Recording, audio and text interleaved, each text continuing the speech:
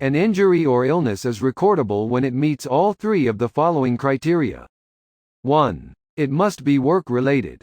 2. It must be a new case. And 3. It must meet either the general or specific recording criteria listed in the record-keeping rule.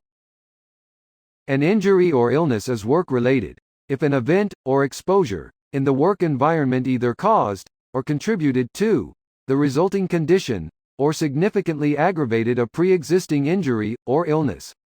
Work-relatedness is presumed for injuries and illnesses resulting from events or exposures occurring in the work environment, unless an exception applies. There are many exemptions listed in the regulations. Catching the common cold or flu does not count as work-related. Any injuries that occur while doing personal tasks or outside of normal work hours do not apply.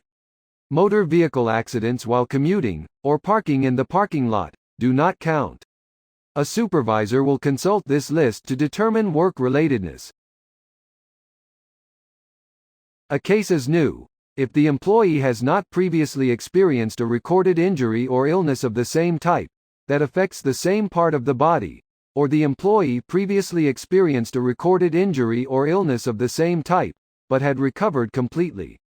Occupational illnesses where the signs or symptoms may recur, or continue in the absence of an exposure in the workplace, should be recorded only once. Examples include occupational cancer and silicosis.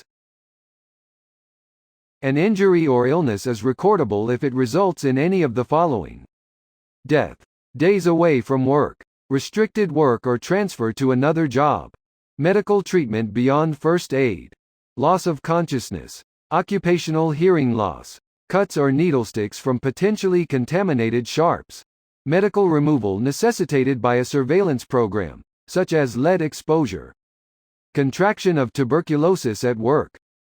A case meets the general recording criteria if it involves a significant injury or illness diagnosed by a physician or other licensed healthcare professional.